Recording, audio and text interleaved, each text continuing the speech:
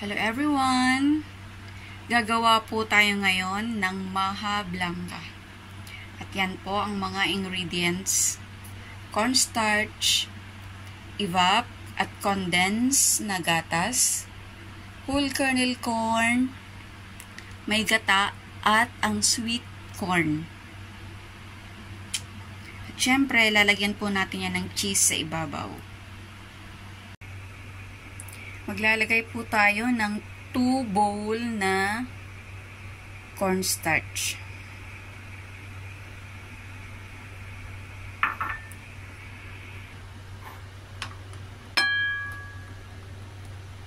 Ayan. At maglalagay po tayo ng 2 bowl pa rin ng tubig para tunawin.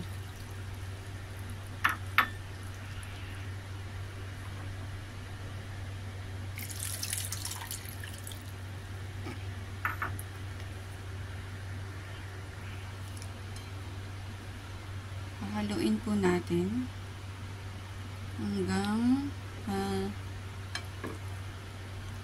matunaw yung cornstarch.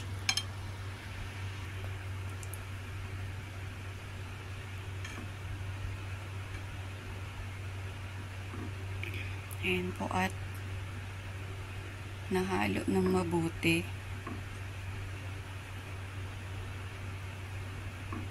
Ayan.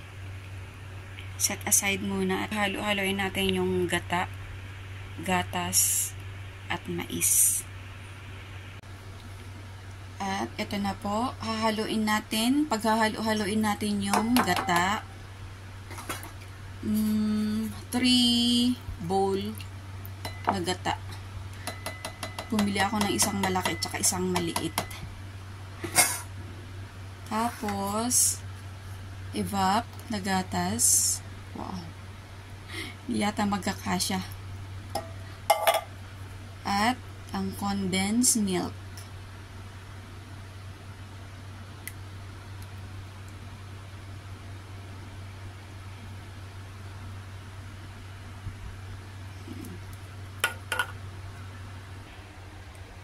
Dito ko na lang hahaluin sa palayok para malaki. Para mahalo ng mabuti. At ilalagay ko rin itong sweet corn cream style. Ayan. Completos ricados. Para masarap. Haluin po natin. Kasi yung gata buo-buo.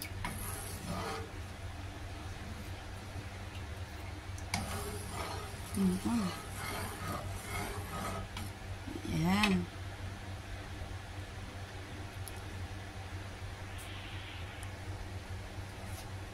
At haluan din po natin ng kernel corn.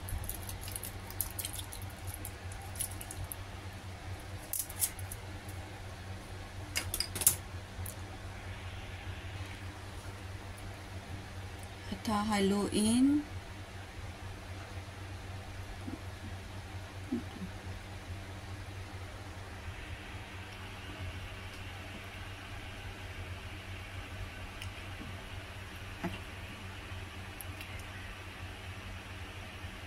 pakukuluin na po natin.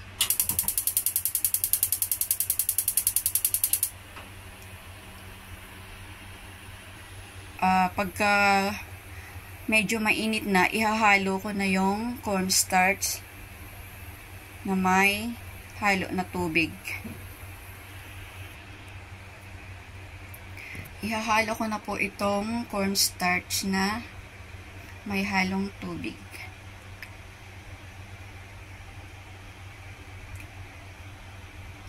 Ayan. Ang dami. Isang palayok. Di bali, may kapitbahay naman ako dito na Pinay din. Bibigyan ko siya.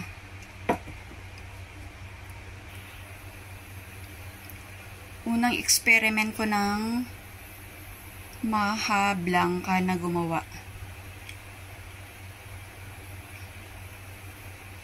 Halo-haloin hanggang lumapot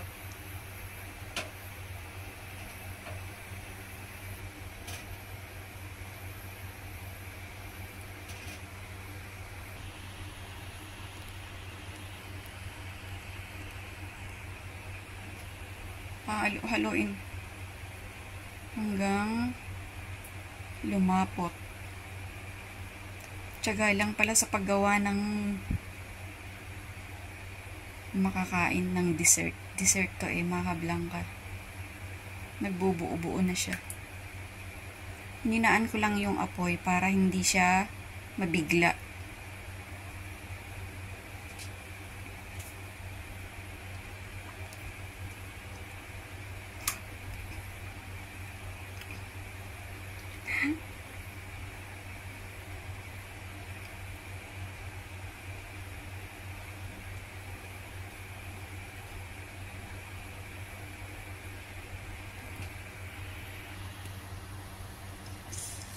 Lapot na siya guys, malapot na.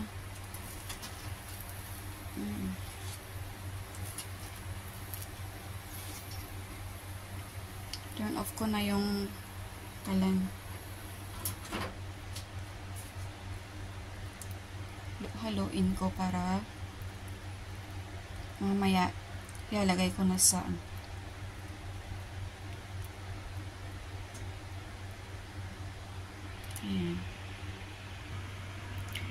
ayan po, hinango ko na sa kalan.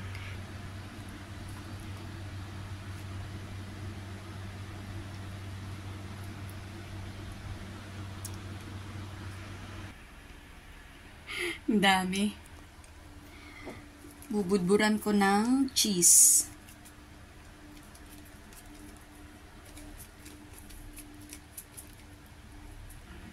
At ayan na po ang ating maha blanca.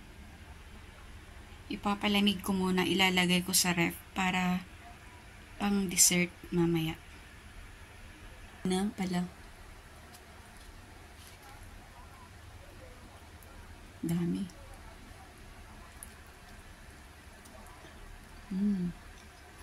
Tama lang yung lasa niya, hindi siya gaanong matamis.